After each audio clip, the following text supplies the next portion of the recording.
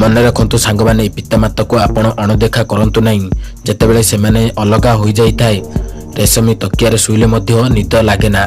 बापा माँ एपरी गोटे नाम जेपरी निंब गछ परी से पिता हेले मध्य किंतु सेही छाई सबु बेले थंडा दी थाए। औषध जीभर नुहे शरीर को गले भल लगी थाए।